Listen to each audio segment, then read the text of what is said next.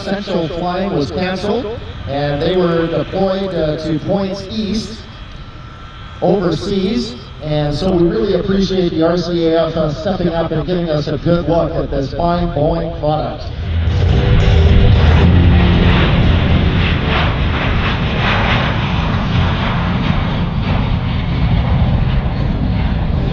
Airshow fans, please welcome back to center stage from Royal Canadian Air Force in our CC-177 Globemaster III.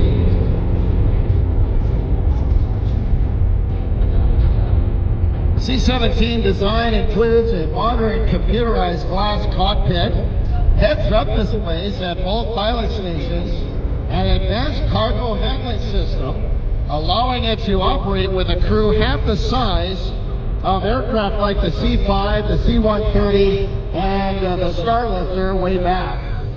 Only 3 crew members are required to fly the C-17. Aircraft's advanced design allows it to accomplish its entire mission with this minimum crew.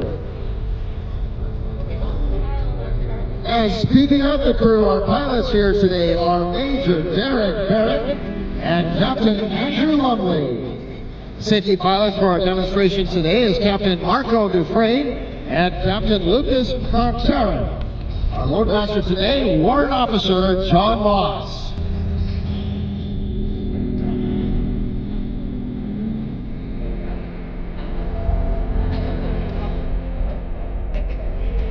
C-17 can routinely land on runways only 3,000 feet long. It's powered by 4 Pratt & Whitney F-117 engines.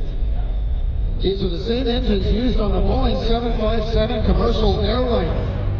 Each engine delivers over 40,000 pounds of thrust. This amount of thrust allows the Globemaster III to carry over 170,000 pounds of cargo. Now, the range of the C-17 with this amount of cargo is 2,400 nautical miles. However, the C-17 can reach anywhere in the world non-stop using its air refueling capability.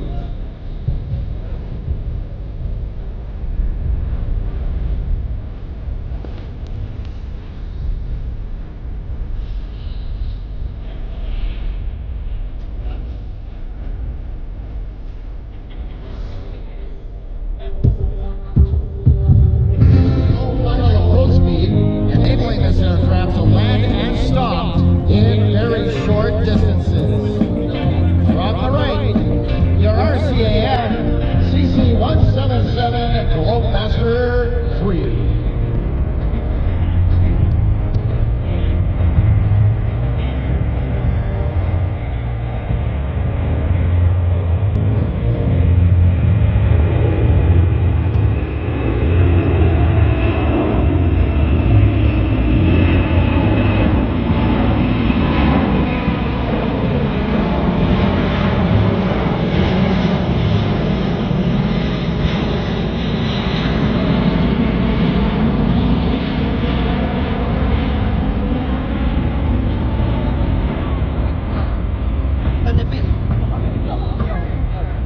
If you're wondering how big the C-17 is, the wingspan, tip to tip, is about half the length of a football field.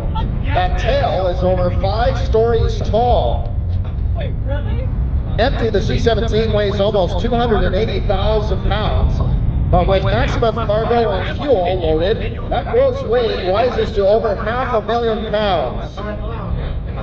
Now on that pass, you may have noticed also the upturned wingtips or winglets. These decrease aerodynamic drive, and increase fuel economy. To give you a better idea of the aircraft's overall size, those winglets all are over 9 feet tall.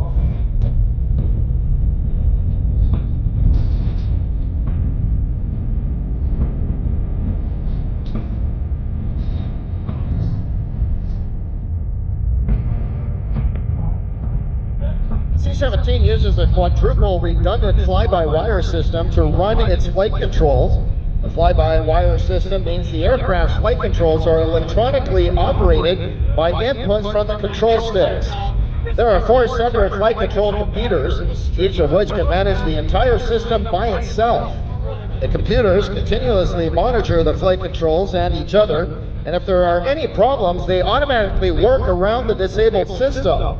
In addition to these features, the C-17 still has a mechanical backup.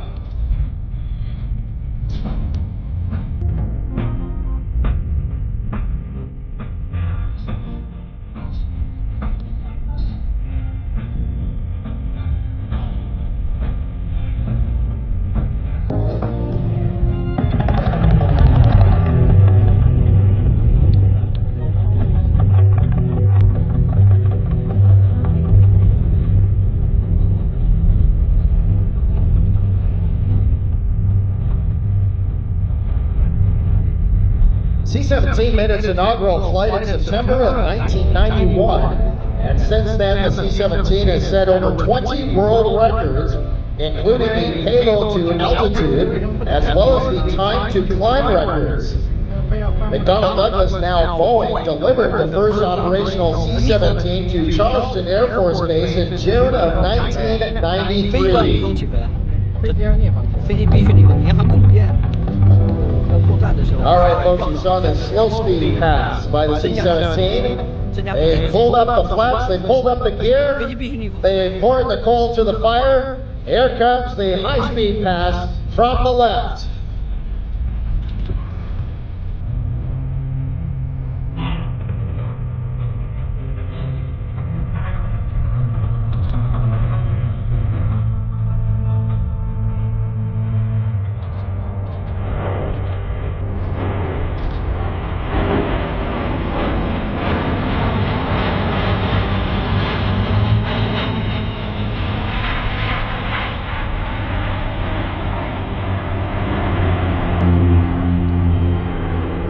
The heads-up displays that are in the cockpit, the HUDs, as they're also known, are a quantum leap forward in airlift cockpit design.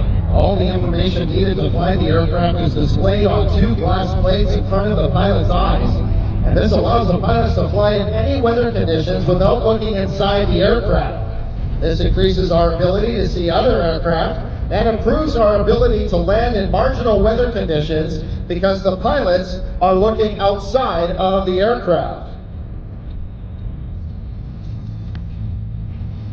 A little bit more about those winglets on the tips of the wings. Those winglets reduce the amount of wing needed to lift the heavy loads the aircraft routinely carries. The C-17 has the same wingspan as a C-141 Starlifter, but can carry over twice the payload. The aircraft's size and maneuverability allows 3 C-17s to park in the same amount of space needed for one C-5 Galaxy. Having more aircraft in the same space allows the C-17 to 2.5 times the cargo of the C-5 where it's needed and when it's needed. Of course, the C-5 Galaxy, one of which we have here on static display, has also gone through a modernization program. It has a whole new cockpit. It has brand new engines. Its performance ability is way through the roof in comparison to the older models of the C-5. You'll want to take a look at this aircraft. No airshow is complete without a C-5 Galaxy on static display. You get to walk right through it, and you get a good impression about how big these airplanes are. I believe that C-17, when they're finished performing here today, they'll tow it back into the static display area so you can do a little bit of comparison between these two aircraft. One a little bit older, going through a modernization project, and the C-17, the most modern of the airlift aircraft currently in the Canadian as well as the USAF inventory. C-17 was designed with maintenance personnel in mind, so it takes less time and people to keep it flying. It can raise one set of its landing gear for tire changes using its onboard struts and the remaining landing gear. This eliminates the need for any additional equipment during tire changes. In addition, the major systems are located at eye level and have easy open panels, making them very easy to work on. Multiple backup systems also increase the overall aircraft reliability rates.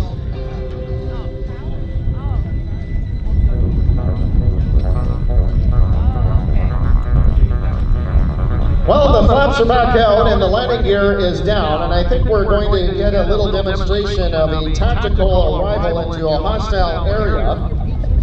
This approach tactic can also be used from very high altitude to avoid enemy fire. And you'll see that as soon as that C-17 is right over the button of 2.5, the nose will come down as it makes its approach to the airfield.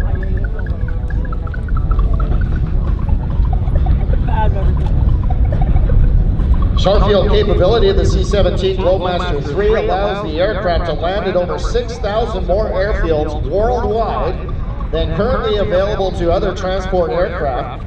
In fact, during the NATO peacekeeping mission in Bosnia, the United States Air Force C-17 crews airlifted nearly 1/2 of the total cargo in 1/4 of the missions while boasting an impressive 96% reliability rate. And there's the touchdown. And you'll notice that it looks like the engine pods are separating just a little bit. That is the reverse thrust. And look at this, folks. Getting that huge aircraft to a stop in a very short order.